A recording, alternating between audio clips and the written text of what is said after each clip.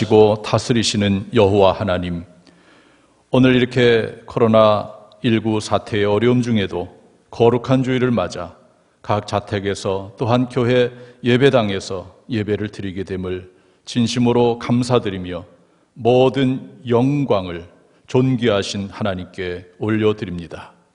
지난 주일은 부활절 예배를 드리며 주님의 부활을 찬양하며 주님의 부활의 의미를 되새기며 부활의 소망을 갖게 하셨음을 진심으로 감사드립니다. 주님, 먼저 이 시간 주님 앞에서 지난 한 주간의 삶을 성찰해 볼 때에 주님의 말씀보다 세상의 화려함과 성공주의 그리고 편안함에 끌려 죄된 삶을 살았음을 이 시간 고백드리며 회개합니다. 하나님의 백성들을 긍휼히 여겨주셔서 예수님의 십자가의 보혈로 모든 죄를 덮어주심으로 정결케 하여 주시옵고 하나님의 은혜의 보좌 앞에 담력을 가지고 나가게 하여 주시옵소서. 주님, 코로나19 사태를 겪는 저희들과 온 세계가 정말 힘들고 어렵습니다. 바라옵기는 코로나 바이러스가 속히 소멸되어 모든 사람들이 온전한 일상으로 돌아오게 하시고 모든 분야가 회복되게 하여 주시옵소서. 특히 코로나19 사태로 인하여 마음껏 교회에서 함께 예배를 드리지 못하고 성도 간의 사랑의 교제를 나누지 못하고 계획된 목회와 교회 행사를 온전히 행하지 못하고 있습니다. 이로 인하여 영적인 피로감이 있습니다.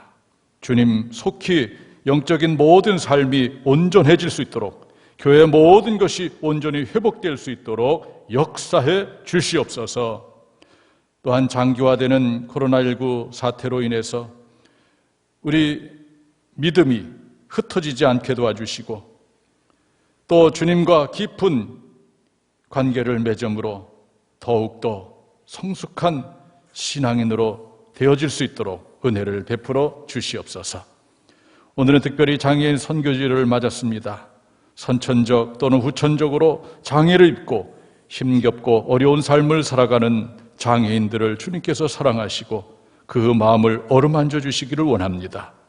주님의 사랑과 도우심으로 하나님 보시기에 아름답고 가치 있는 삶, 하나님의 뜻을 이루는 삶을 살아가게 하여 주시옵소서.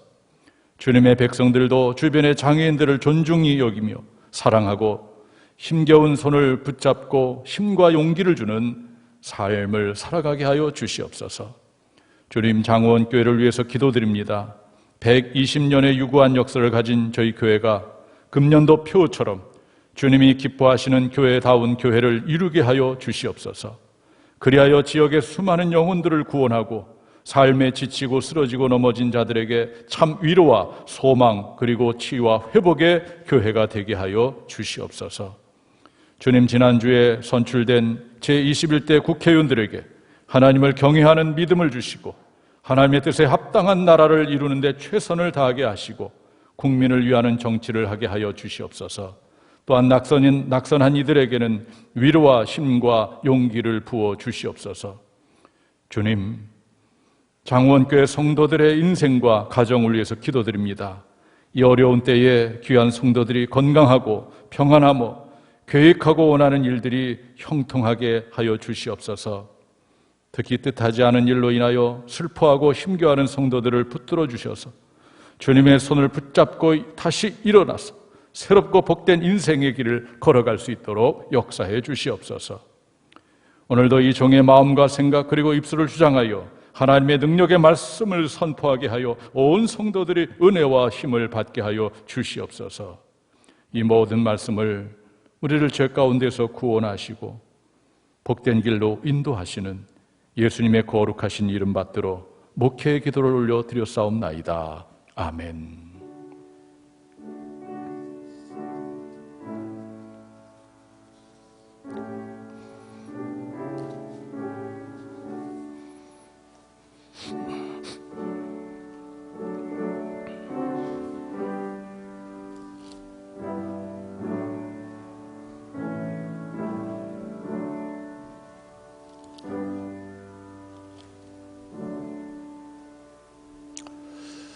하나님께서 우리에게 주시는 말씀을 보겠습니다. 신약성경 야고보서 4장 11절과 12절, 그리고 요한일서 4장 19절부터 21절까지의 말씀입니다. 제가 주신 말씀을 받들어 읽겠습니다. 형제들아, 서로 비방하지 말라. 형제를 비방하는 자나 형제를 판단하는 자는 곧 율법을 비방하고 율법을 판단하는 것이라. 네가 만일 율법을 판단하면 율법의 준행자가 아니요 재판관이로다. 입법자와 재판관은 오직 한 분이시니 능히 구원하기도 하시며 멸하기도 하시느니라. 너는 누구이기에 이웃을 판단하느냐. 요한일서에 있는 말씀을 받들어 읽겠습니다. 우리가 사랑함은 그가 먼저 우리를 사랑하셨음이라. 누구든지 하나님을 사랑하노라 하고 그 형제를 미워하면 이는 거짓말하는 자니 보는 바 형제를 사랑하지 아니하는 자는 보지 못하는 바 하나님을 사랑할 수 없느니라. 우리가 이 계명을 주께 받았나니 하나님을 사랑하는 자는 또한 그 형제를 사랑할지니라. 아멘. 이는 하나님의 말씀입니다. 이제 기도하고 말씀을 선포하겠습니다. 살아계신 여호와 하나님, 지금 우리는 예배자로 하나님 앞에 있습니다. 이 시간에는 하나님의 말씀을 받기를 원합니다. 황량한 이 세상을 내가 어떻게 살아야 되는지, 하나님이 어떤 분인지를 바로 알고 하나님이 원하고 기뻐하는 것이 무엇인지를 깨닫고 그 길로 걸어갈 수 있는 저희들 되게 하여 주시옵소서. 삶에 지치고 넘어진 자가 있습니까? 너무 인생길이 힘겨운 분들이 있습니까? 오늘 이 말씀을 통해서 다시 한번 새 힘을 얻게 하시고 새로운 삶을 시작할 수 있도록 은혜 베풀어 주시옵소서. 오늘도 이 종을 도구로 사용하여 주셨기를 간절히 빌고 나오며 예수님의 이름으로 기도하옵나이다. 아멘. 오늘도 코로나19 사태로 인해서 각 가정에서 또 이곳에서 예배 드리는 여러분들에게 하나님의 놀라운 사랑과 은혜와 평강이 충만하기를 주님의 이름으로 축원합니다. 지난주에는 제21대 국회의원 선거가 있었습니다. 국민들의 뜻에 따라서 선출된 국회의원들이 이번에는 식물국회가 아니고 싸움, 정쟁만 있는 국회가 아니고 정말 하나님의 뜻에 따라서 나라를 바로 세우고 국민을 위한 정치를 해나가는 그런 국회의원들이 되고 또 21대 국회가 되기를 간절히 소망합니다. 이를 위해서 우리 성도들은 더 많이 기도해야 될 것입니다. 우리가 인생을 살아가다 보면 속상한 일도 있고 가슴 아픈 일도 있고요. 또 앞이 캄캄하게 느껴지는 그러한 일을 만날 때도 있습니다. 그럴 때 우리는 얼마나 힘겨운 인생을 살아갑니까? 이런 것 못지않게 또 힘든 것 중에 하나는 남들로부터 무시를 당하고 또 남들로부터 비난을 받고 정죄를 받을 때입니다. 이럴 때 얼마나 힘듭니까? 여러분들도 인생을 살아가면서 남에게 비난을 받고 정죄를 당하고 무시를 당한 그런 경험이 있습니까? 또 그렇게 한 경험은 또 없습니까? 사랑하는 성도 여러분, 오늘 우리는 하나님 앞에 예배드리며 하나님 앞에서 우리는 어떤 삶을 살아가야 될지에 대해서 깨닫고자 합니다. 우리 모두는 예수님을 그리스도로, 즉 구원자로 믿은 주님의 백성들입니다. 하나님의 백성은 그렇지 않은 사람과 다른 삶을 살아가야 되는데 어떻게 살아야 될 것인가? 오늘 하나님께서는 우리에게 귀한 두 본문의 말씀을 주셨는데 야고보서 4장 11절과 12절 그리고 요한일서 4장 19절부터 21절입니다. 야고보서에 있는 말씀은 예수님의 동생 야고보가 흩어져 있는 12지파, 즉 예수님을 믿는 그리스도인들에게 보낸 편지입니다. 오늘 이 편지 중에 나오는 말씀인데 특별히 율법과 관련해서 하나님은 어떤 분인가? 그리고 그런 하나님 앞에서 우리는 구체적으로 어떤 삶을 살아야 되는지에 대해서 오늘 말씀해 주는 내용입니다. 또 요한일서에 있는 이 말씀은 예수님께서 사랑하시던 제자 사도 요한이 편지를 보냈는데, 특별히 사랑과 관련해서 하나님은 어떤 분인가, 또 우리는 그러한 하나님 앞에서 형제를 어떻게 대하면서 인생을 살아야 될지, 이 부분에 대해서 오늘 말씀해 주고 있습니다. 저는 오늘 본문을 근거로 해서 너는 누구이기에 이웃을 판단하느냐, 이런 제목으로 하나님의 말씀을 선포하고자 합니다. 말씀을 통해서 오늘 우리에게 하나님이 다가오시는데, 저는 두 가지 측면에서 오늘 하나님을 선포하고자 합니다. 첫 번째는 유일한 입법자요 재판관이십니다. 하나님이 어떤 분이냐? 유일한 입법자요 재판관이시다. 오늘 본문 야고보서 4장 12절 상반절을 보면 입법자와 재판관은 오직 한 분이시니, 이렇게 말씀하고 있어요. 한 분이라는 것은 유일한 하나밖에 없는 분인데 바로 하나님을 말씀하는 거죠. 오늘 성경은 분명히 입법자도 재판관도 오직 하나님 한 분밖에 없다라고 말씀해 주고 있습니다. 입법자가 누굽니까? 법을 만드는 사람이죠. 여기서의 법은 바로 율법을 말하는 거, 하나님의 말씀을 말하는 거죠. 바로 율법을 제정한 분이 누구냐? 하나님이라는 거예요. 즉 하나님의 말씀은 하나님이 제정하신 것이죠. 인간이 어떤 생각을 가지고 만들어낸 것이 아니고 하나님께서 제정하셨다. 그래서 오늘 성경은 바로 입법자라고 표현해주고 있습니다. 우리는 한 세상 살아가면서 이 성경, 하나님의 말씀은 사람들이 어떤 의도를 가지고 만들어낸 것이 아니고 하나님께서 제정해 주신 하나님의 법이라는 사실을 우리가 분명히 믿고 살아가야 됩니다. 지난주에 21대 국회의원 선거가 있었는데, 이 국회의원들이 하는 일이 뭡니까? 국민을 대표해서 법을 만드는 일을 하는 거예요. 입법기관입니다. 그래서 우리는 국회의원들이 만든 법을 우리도 지키면서 살아가야 되지만, 더 중요한 것은 하나님께서 제정해 주신 그 법, 즉 하나님의 말씀을 우리가 지키며 살아가야 됩니다. 하나님께서 만든 이 법이기 때문에 우리 인간은 이 법을 고칠 수가 없어요. 바꿀 수가 없습니다.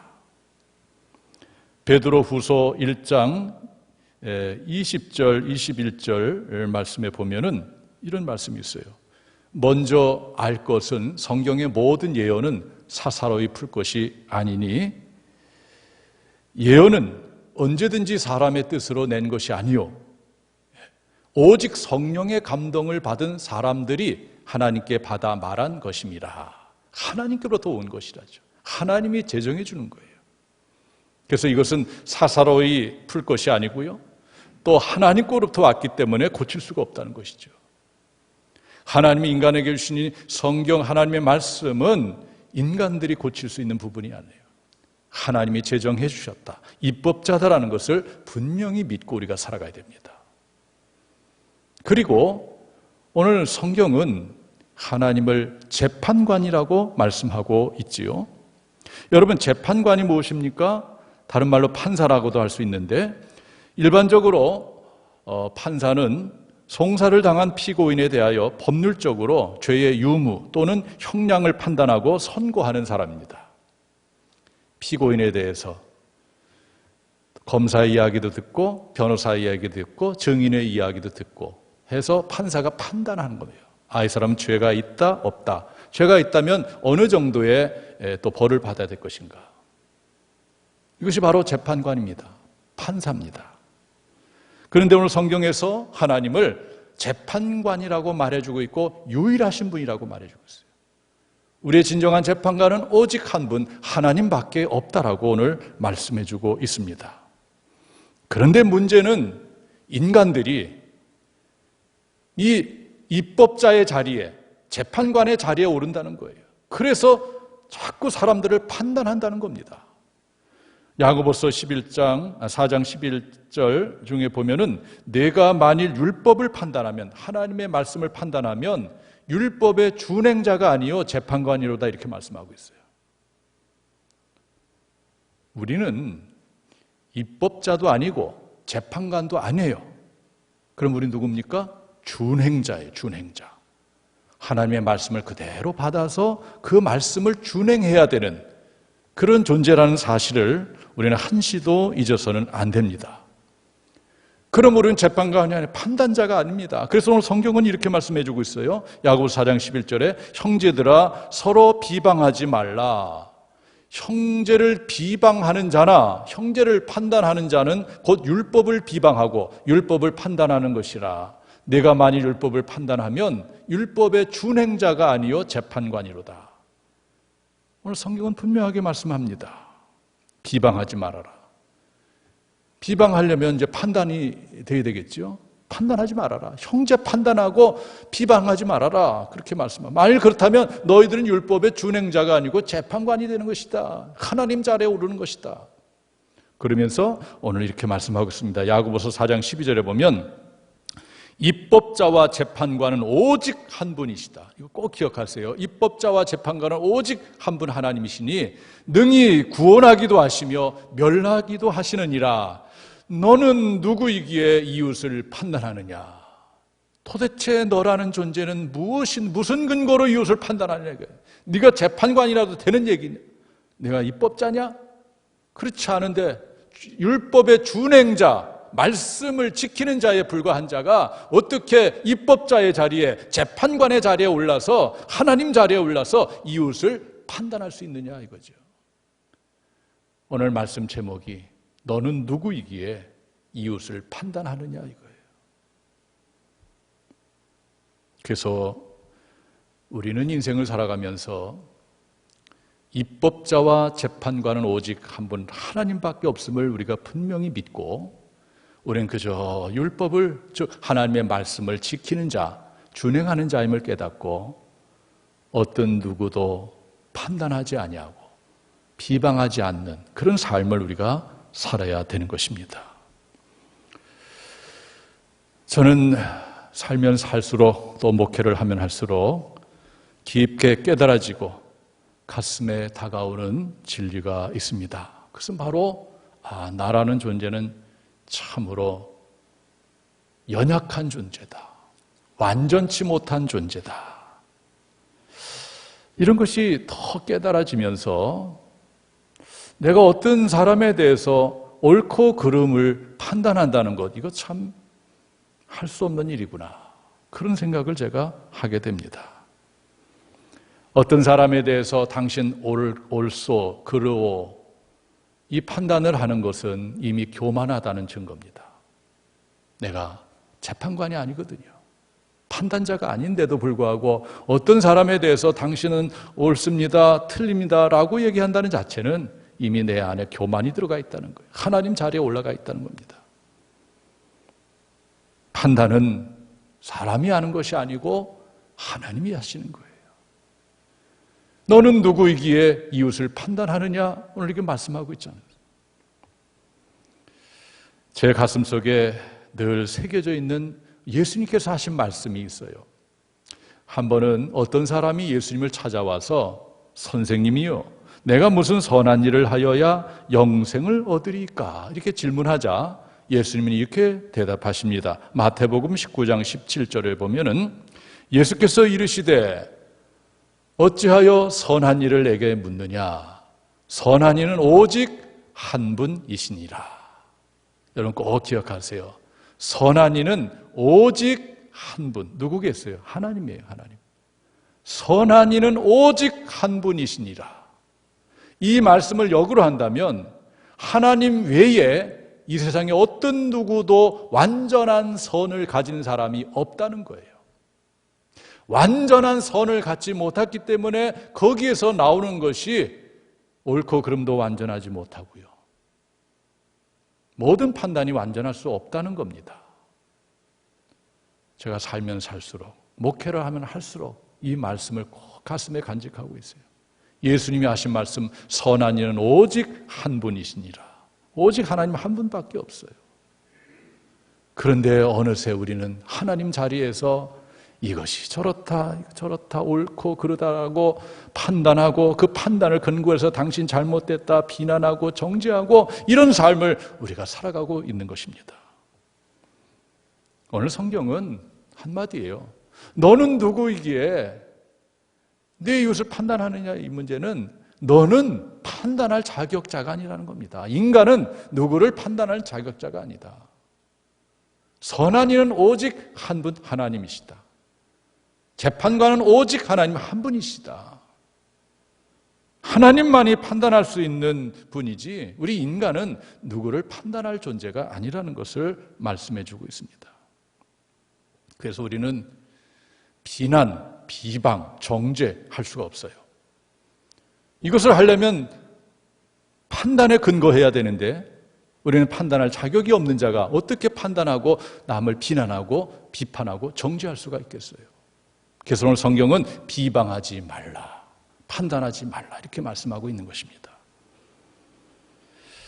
제가 목회를 처음 시작할 때는 참 부족한 것이 너무 많아. 지금도 그렇습니다만은 그때는 젊음한을 가지고 막 목회를 할 때예요. 지금 생각해 보니까 목회 초년봉 때는 참 많은 판단을 한 것 같아요. 많은 주장도 하고 때로는 책망도 하고 비난도 하고 또 옳고 그름의 문제를 가지고 또 정죄도 하고 막 그랬어요. 보니까 어떻게 저럴 수가 있어? 그건 틀렸어. 이게 아니야. 이게 맞아. 라고 막 내 생각을 가지고 주장도 하고 때로는 설교에 묻어나오기도 했어요. 지금 생각하면 참 어리석은 거예요. 성도 간에 싸움이 일어났어요. 이쪽 얘기를 들어보면 이쪽이 옳은 것 같고 저쪽 얘기도 이쪽이 맞는 것 같고 그래서 목표 천원봉 때 두 사람을 불러다 놓고 이게 맞는지 틀린지 시시비비를 가리려고 했어요. 참 어리석은 일이에요. 제가 무슨 재판관입니까? 그런데 옳고 그름을 한번 따져보겠다고 시시비비를 가려보겠다고 그런 행위를 했으니 얼마나 교만하고 어리석은 것입니까? 우리는 판단자가 될 수가 없어요. 그저 하나님 앞에 나가서 엎드릴 뿐이에요. 하나님께 기도해야 되는 우리 율법의 말씀의 준행자라는 것을 우리가 깊게 깨달아야 됩니다. 오늘 성경은 분명하게 말씀하고 있어요.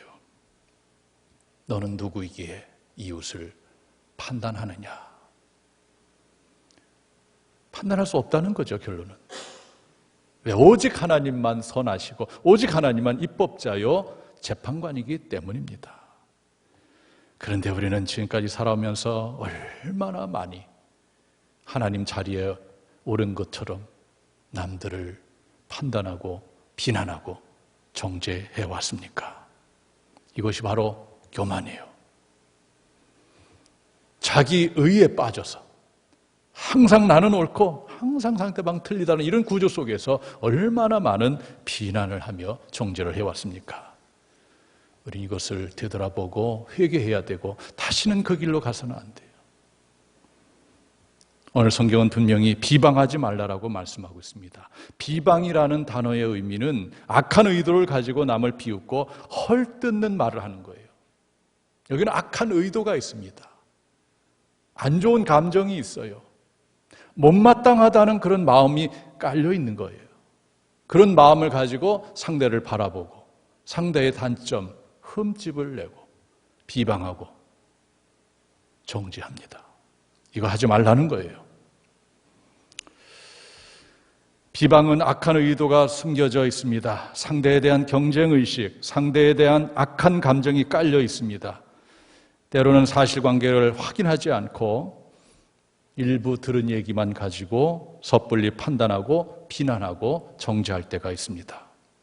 성경은 이 부분에 대해서 이렇게 말씀합니다. 잠언 18장 13절 말씀을 보면 사연을 듣기 전에 대답하는 자는 미련하여 욕을 당하느니라. 세 번역은 다 들어보지도 않고 대답하는 것은 수모를 받기에 알맞은 어리석은이다. 사실 상대방의 이야기를 다 들어도 우리는 판단할 수 없는데 들어보지도 않고 일부 무엇만 가지고 사람을 판단하고 정죄합니다. 참으로 잘못된 거예요. 내 선입견을 가지고 나의 악한 감정을 가지고 이걸 가지고 사람을 자꾸 판단해내는 거죠. 나이가 많으신 노부부가 있었어요. 아내 생일을 맞아서 남편이 아내에게 물어봅니다. 여보, 당신 생일이 언젠데 내가 이번에 어떤 선물을 해주면 좋겠어? 그랬더니 아내가 얘기하는 거예요. 다른 거 다 필요 없고 내 생일날 당신 나하고 2시간만 같이 있어줘. 2시간만.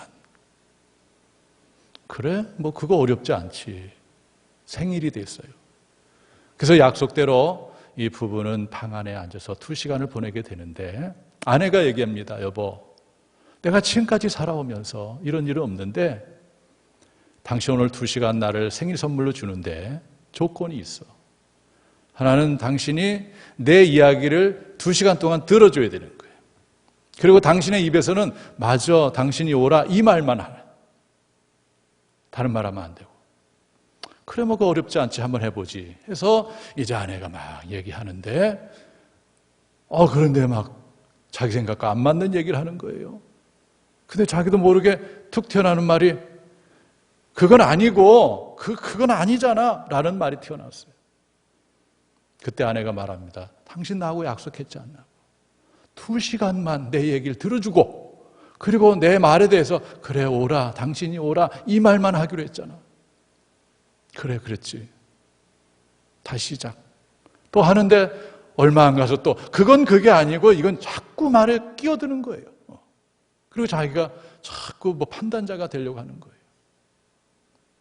여보 나랑 약속했잖아. 그런데 10분 듣는 것도 힘들고 20분 듣는 것도 힘들고 그런데 어떻게 약속했으니까 그래서 30분이 가고 40분이 가는데 속에서 막 열이 나오고 화가 나온다. 그런데 그걸 참고서 당신이 오라 하면서 얘기를 듣는 중에 이 남편이 바뀌어진 거예요. 깨달아졌습니다. 내가 지금까지 살아오면서 내 아내의 마음을 너무 몰랐구나. 이 여자가 이런 생각을 하고 있었구나. 이런 마음을 가지고 있었구나. 처음으로 깨닫게 된 거예요. 그동안 아픔도 많고 상처도 많이 있구나. 고민도 많이 있구나. 듣다 보니까 그런 깨달았어요. 옛날에는 듣지도 못하고 그냥 내 말만 하고 판단했는데 가만히 한 시간 이상 듣다 보니까 그 아내의 마음을 알게 됐다는 거예요. 그러면서 남편의 눈에서 눈물이 나고 아내의 손을 붙잡고 내가 잘못했어. 미안하고 용서해 주고 이런 말이 나왔다는 거예요. 여러분, 우리가 살다 보면은 남의 이야기를 잘 안 들어요. 또 듣고 싶은 얘기만 듣습니다. 그리고 늘 판단의 자리에 있으려고 해요. 그건 그렇고 이건 아니고 사실은 이렇고 때로는 합리와 변명을 합니다. 사랑하는 성도 여러분, 분명히 기억해서요. 입법자와 재판관은 하나님 한 분이라는 것을 기억하시고 이 말씀 하에서 오늘 성경은 너는 누구이기에 이웃을 판단하느냐 이렇게 말씀하고 있어요. 우리는 이 말씀을 가슴에 간직하고 인생을 살아갈 때에 내가 하나님 자리에 올라가는 죄를 짓지 않고 항상 겸손한 자세로 이웃을 판단하지 않고 비방하지 않는 오히려 이웃을 사랑하는 자리에 있는 저희들이 되기를 간절히 바랍니다. 독일의 성서 주석가 벨게는 이런 말을 했어요. 명확한 지식과 사랑과 필요가 없이는 비판하지 말라. 명확한 지식 그리고 사랑, 그 사람을 사랑하는 그 마음이 없으면 비판하지 말라는 것입니다. 사실 우리 자신은 완전한 선도 이룰 수가 없고 완전한 의도 이룰 수가 없는 죄인에 불과한 것입니다. 그리고 또 우리 자신은 완전한 객관화될 수도 없어요. 객관적으로 무엇을 바라볼 수 없다는 겁니다. 즉 자기 중심적으로 사람을 볼 수밖에 없어요. 이것을 우리가 인정해야 됩니다. 그러기에 완전한 판단이 나올 수가 없고요. 그래서 우리는 누구도 비난하거나 비방하거나 정죄할 수 없어요. 더욱이 어떤 사람의 믿음도 우리는 판단할 수가 없어요. 저 사람 믿음이 좋다 나쁘다도 사실 우리의 권한에 있는 것은 아닙니다. 하나님만이 아실 거예요. 이러한 자세를 가지고 형제를 비방하거나 비난하거나 정죄하거나 판단하는 삶을 살지 않고 정말 하나님 앞에서 겸손한 자세로 인생을 살아가게 되기를 주님의 이름으로 축원합니다. 두 번째로 오늘 하나님은 어떤 분이냐? 먼저 사랑으로 다가오신 분이다. 오늘 본문 요한일서 4장 19절 말씀 보면 우리가 사랑함은 그는 하나님이죠. 하나님이 먼저 우리를 사랑하셨습니다. 이렇게 말씀하고 있어요. 우리가 인생을 살아가면서 반드시 깨달아야 될 영적인 진리가 무엇입니까? 우리 모두는 죄인이라는 거예요. 하나님 앞에서 다 죄인. 그런데 하나님은 이 죄를 심판하기에 앞서서 재판관으로서 완전히 심판의 결론을 맺기에 앞서서 먼저 사랑으로 우리에게 다가오신 분이라 이거죠. 사랑으로 다가오셨다. 오늘 성경 분명히 우리가 사랑하면 그가 먼저 우리를 사랑하셨습니다 라고 말씀하고 있어요. 바로 이 부분을 우리가 깊게 생각해야 돼요. 하나님 그분은 나를 심판하기 앞서서 사랑으로 먼저 다가오셨다. 우리도 하나님 같은 방식으로 인생을 살아가야 돼요. 내 경험과 내 지식을 가지고 사람을 판단해서 비방하는 것이 아니에요. 하나님의 방식으로 먼저 사랑으로 상대방에게 다가가야 되는 것입니다. 이번 코로나 사태를 겪으면서 수많은 사람들이 많은 또 상처를 입은 것 같아요. 많은 아픔도 얻었고. 왜냐하면 이 사태를 대처하는 방식에 대해서 옳고 그름의 문제에 걸려들었기 때문에 그래요. 저는 SNS를 많이 하지 않습니다. 페이스북이라든지 밴드라든지 카톡이요? 이런 걸 통해서 많이들 소식을 주고받고 하는데 글도 올리기도 저는 시간도 없습니다만 그렇게 하지 않아요. 근데 이제 가끔 이렇게 볼 때는 있죠. 페이스북이라든지.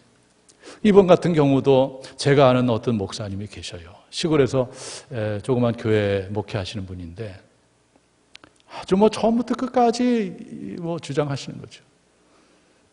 예배 드려야 된다. 이 주장이에요. 교회에서 예배 드려야 된다. 이걸 가지고 일관적으로 계속해서 글을 올립니다.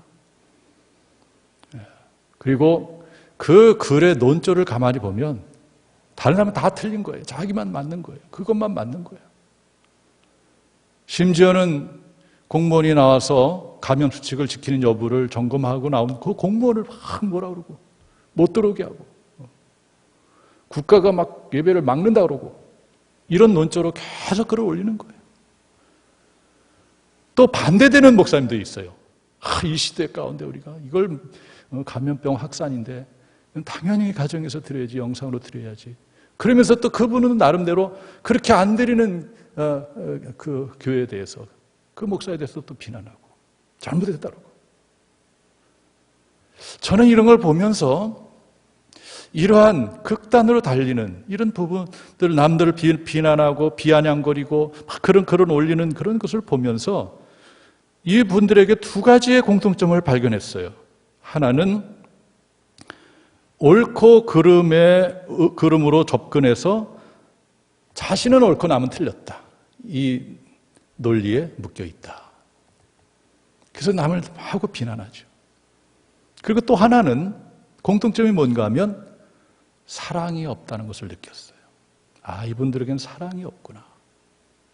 배려가 없구나. 오직 그냥 자기 주장, 남은 다 틀렸어요. 그걸 보면서 오늘 바로 이 말씀이 제 가슴속에 들어온 거예요. 입법자와 재판관은 누구예요? 하나님 한 분밖에 없다. 그러면서 하나님은 먼저 우리에게 사랑으로 다가오셨다. 사랑의 손을 먼저 내밀 때에 거기에 모든 문제가 해결되는 것이다. 나의 생각과 나의 지식이 앞서서 누구를 판단한다면 거기서 출발되는 것은 비난과 정죄인데 거기엔 문제 해결이 없어요. 그러나 사랑이 먼저가 될 때는 모든 문제가 해결되는 것입니다. 목회를 하면 할수록 제 마음에 깊게 자리한 그 말씀이 있어요. 예수님이 하신 말씀인데 누가복음 6장 37절에서 비판하지 말라. 그리하면 너희가 비판을 받지 아니할 것이요. 정죄하지 말라. 그리하면 너희가 정죄를 받지 않을 것이요. 용서하라. 그리하면 너희가 용서를 받을 것이요. 라고 했어요. 그래요. 비판하지 말아야 되고 정죄하지 말아야 되고 용서해야 됩니다. 그런 삶을 우리가 살아가야 돼요. 오늘 성경 본문 요한일서 4장 20절에 보면 누구든지 하나님을 사랑하노라 하고 그 형제를 미워하면 이는 거짓말하는 자니 보는 바 그 형제를 사랑하지 아니하는 자는 보지 못하는 바 하나님을 사랑할 수 없다. 눈에 보이는 형제도 사랑하지 못하면서 무슨 눈에 보이지 않는 하나님을 사랑한다는 말이냐. 형제를 미워하는 자는 거짓말하는 자다. 요한일서 4장 21절에도 우리가 이 계명을 주께 받았으니 하나님을 사랑하는 자는 또한 그 형제를 사랑할지니라 라고 말씀하고 있어요. 우리가 해야 될 일은 사랑하는 일이에요. 사랑하는 일.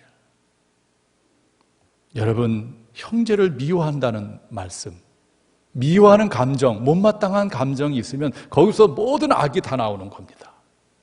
내가 누군가를 미워하고 누군가를 못마땅하게 여기는 그 순간 내 속에 있는 것에서 모든 세상의 악이 다 나오는 거예요.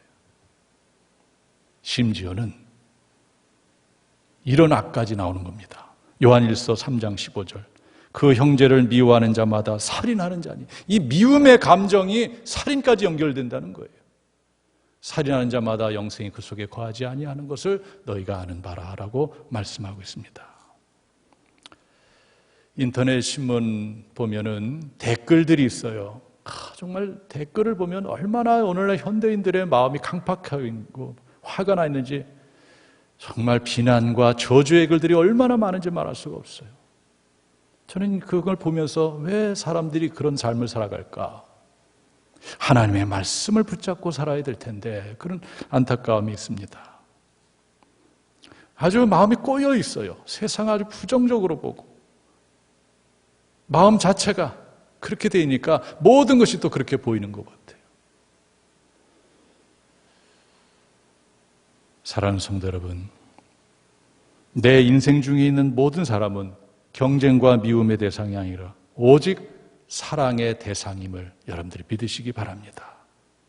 짧은 한 세상 살아가면서 격려하고 위로하고 사랑하며 살기 위해도 부족한데 우리는 얼마나 많은 순간 형제를 미워하고 비방하고 비난하고 정죄하고 있습니까?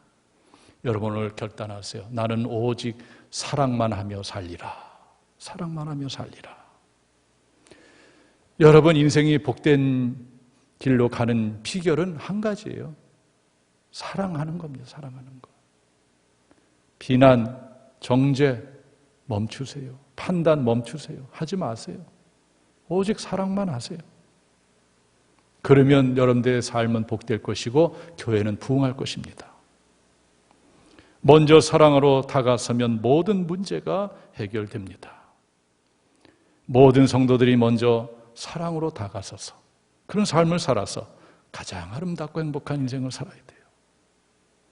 저는 이 말씀을 준비하면서 하나님의 나의 몫이 무엇인지를 한번 생각해 봤어요. 판단, 심판, 원수 갚는 것, 기도의 결과는 하나님의 몫이고 사랑하고 격려하고 위로하는 것, 순종하는 것은 나의 몫이다. 분명히 기억하세요. 그리고 나 자신에 대해서도 너무 비난하고 학대하지 마세요.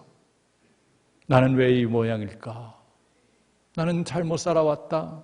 너무 자신을 학대하지 마세요. 자학하지 마세요. 지난 과거 하나님의 은혜 가운데 여기와 우리가 찬송부로 지금까지 지내온 것 주의 크신 은혜라. 나름대로 열심히 살아오지 않았습니까? 지금까지 다 하나님의 은혜로 살아왔잖아요. 그러므로 너무 자기 자신을 자학하지도 말아야 돼요. 저는 이런 생각을 한번 해봤습니다. 여러분들 속으로 한번 외쳐보세요. 지금까지 잘해왔어. 지금도 잘하고 있고 내일은 더 잘할 수 있을 거야 라고 여러분 자신을 격려하고 여러분 자신을 응원하시기를 바랍니다. 말씀을 정리합니다. 오늘 하나님은 두 가지 면에서 우리에게 다가오셨어요. 바로 입법자요 재판관으로, 그리고 먼저 사랑하시는 분으로 다가오셨습니다. 이런 하나님을 바라보면서 의지하면서 오직 여러분 주변에 있는 사람들을 사랑만 하면서 살아가게 되기를 주님의 이름으로 축원합니다. 기도하겠습니다. 하나님, 선한 이는 오직 하나님 한 분뿐이라는 이 말씀, 입법자와 재판관은 오직 하나님 한 분이라는 이 말씀, 그리고 먼저 하나님이 사랑으로 우리에게 다가오셨다는 이 말씀을 가슴에 간직하고 어떤 경우라도 하나님 자리에서 교만하게 남을 판단하거나 비판하거나 비난하거나 정죄하지 않고 하나님의 방식대로 먼저 사랑을 실천하는 저희들 되게 도와주시고 나 자신에게도 응원하는 우리 모두가 되게 하여 주시옵소서. 예수님의 이름으로 기도하옵나이다. 아멘.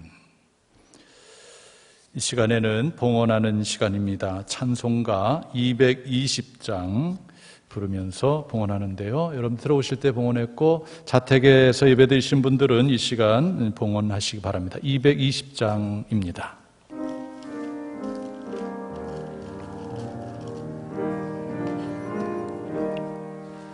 사랑하는 주님 앞에 형제자매 한자리에 크신 은혜 생각하며 즐거운 찬송 부르네.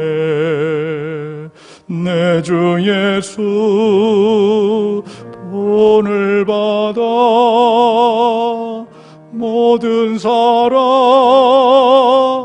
내 몸같이 알란 근심 위로하고 진심으로 사랑하세. 1절만 부르겠습니다. 봉헌기도 올리겠습니다. 사랑과 은혜가 풍성하신 여호와 하나님, 10의1과 선교 예물, 감사 예물, 또 주일 예물, 각양의 예물을 하나님께 봉헌합니다. 하나님 기뻐 받아 주시옵소서. 우리가 한 세상 살아가면서 사랑하기에도 남을 위로하고 격려하기에도 시간이 부족한데 얼마나 우리는 하나님 자리에 올라 남을 비판하고 판단했습니까? 이제 우리가 인생을 살아가면서 사랑만 하며 살아갈 수 있도록 힘을 주시옵소서. 이 예물이 쓰이는 곳에 하나님의 사랑이 증거되게 하여 주시옵소서. 물질 부족한 이들 기억하시고 하나님께서 넘치도록 부어 주시옵소서. 우리 장원교회 계획된 모든 일들이 풍성한 물질 가운데 더 크게 하나님의 일을 감당할 수 있도록 인도하여 주시옵소서. 예수님의 이름으로 감사하며 축복하며 봉헌기도 드리옵나이다. 아멘. 네, 교회 소식을 나누는 시간인데요. 여러분 주보를 참조하시기를 바라겠습니다. 코로나19 사태에 대처하는 예배 및 목회 계획이 있습니다. 잘 읽어보시고요. 잘 하시고 주일 예배는 이런 거리두기 때문에 지역별로 나눠서 우리가 예배를 다음 주까지는 그렇게 그런 형태로 드리고요. 제 생각에는 5월 달부터는 코로나 이전으로 다 복귀를 했으면 좋겠어요. 단 조건은 감염 수칙을 지켜가면서 아마 그런 좀 계획이 있습니다. 그래서 그 전에 우리가 조금 회복해야 될 것은 있어요. 새벽 기도회는 내일부터 회복을 하도록 하겠습니다. 단 이 자리에서 하겠어요. 넓은 자리에서 각기 여러분들 번호표 있는 대로 앉으면 2m 간격이 되거든요. 그래서 새벽 기도회는 내일 새벽 5시에 이곳에부터 시작된다는 것을 말씀드리고요. 습관이 참 무섭습니다. 그동안 여러분들 2달 이상 새벽 기도회 이곳에서 안 했는데 내일부터 한번 도전해 보세요. 네, 나오세요. 그래서 왔다만 가더라도 여러분 습관이 다시 회복되어지고 기도할 수 있습니다. 내일부터입니다. 그리고 주일 오후 예배는 5월 3일 그때부터 시작을 하려고 하고요. 수요 밤 예배는 다음 주, 이번 주가 다음 주 저녁 수요 밤 예배를 대비해서 시작하려고 합니다. 이 날짜를 여러분들 잘 확인하시고 하고 연말에서 이제 5월 1일부터는 우리가 모든 것을 다 회복하려는 예정에 있습니다. 봉헌 안내 여러분들을 보시고요. 갖고 계셨다가 사무실에 가져오셔도 되고요. 다음 예배 시간에 가져오셔도 되고, 그리고 계좌로 입금하실 분은 연락 주시면 계좌번호 알려드리도록 하겠습니다. 기획위원회 4월 22일 수요일 새벽, 우리 장로님들도 새벽에 한번 다 나오시고 새벽 기도 끝나고 바로 기획위원회 하도록 하고요. 선교센터 주변 공간 활용을 위해서 공사를 했는데 한번 오늘 가시면서 한번 올라가 보기도 하고 한번 보고 가시기 바랍니다. 계속 진행 중에 있어요. 그리고 공동체 소식 봅니다. 지난주 수요일 15일인데요. 신진호 권사님께서 하나님의 부름을 받으셨어요. 참 갑작스럽게 이렇게 하나님 품으로 가셨는데요. 장례를 마쳤습니다. 유가족들을 위해서 많이 기도해 주시고 위로해 주시기 바랍니다. 입원한 환자들 보시고 많이 기도해 주시기를 부탁을 드리겠습니다. 자, 이 시간에는 치유와 회복을 위한 기도 시간이에요. 여러분들 손 얹고 아픈 곳 손 얹고 기도하겠습니다. 사랑과 은혜가 풍성하신 하나님, 손 얹고 기도합니다. 그 부분을 하나님께서 친히 어루만져 주시옵소서. 어떠한 질병이라 할지라도 하나님의 능력으로 치료되게 하여 주시옵소서. 이 시간에도 병상에서 또 자택에서 회복 중에 있는 많은 환자들이 있습니다. 하나님 기억하시고 능력의 손으로 어루만져 주셔서 깨끗하게 치료하여 주시옵소서.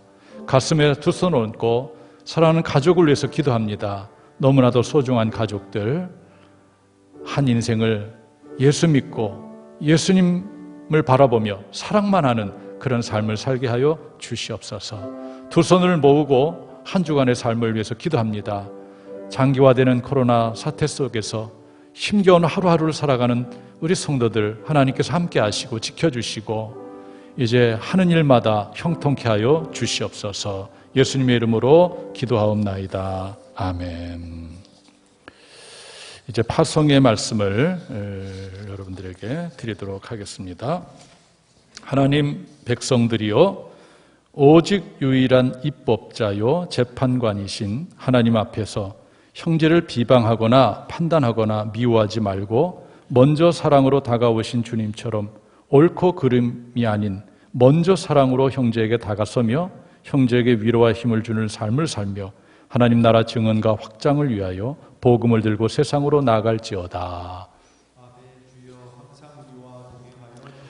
하나님의 소원을 가슴에 새깁시다. 시작. 하나님은 모든 사람이 구원을 받으며 진리를 아는 데 이르기를 원하시느니라. 아멘. 218장 2절을 부른 뒤에 제가 축도함으로 주일 예배를 마치겠습니다.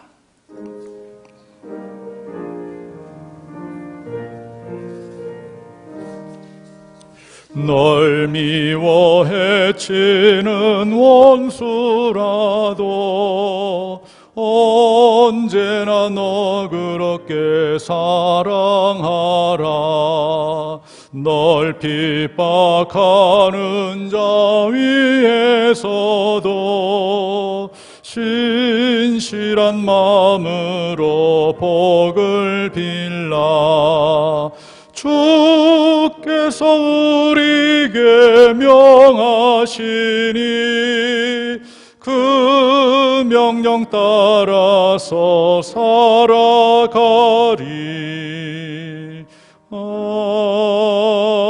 아멘. 축도합니다. 지금은 우리 주 예수 그리스도의 구속의 은혜와 하나님 아버지의 무한하고 크신 사랑하심과 성령님의 감화교통 내주 충만한 역사가 거룩한 주일 하나님 앞에 예배드리며 주시는 말씀을 통하여 오직 입법자와 재판관 또 선하시는 인 하나님 한 분임을 믿고 먼저 사랑으로 다가오신 하나님처럼 우리도 옳고 그름의 판단 앞서 비방에 앞서 형제들을 사랑으로 대하며 격려하고 위로하는 삶을 살아가기로 다짐하는 여기 모인 모든 성도들의 머리 위에와 가정 위에, 일터 위에, 자녀들 위에 영원토록 함께하옵기를 간절히 축원하옵나이다. 아멘.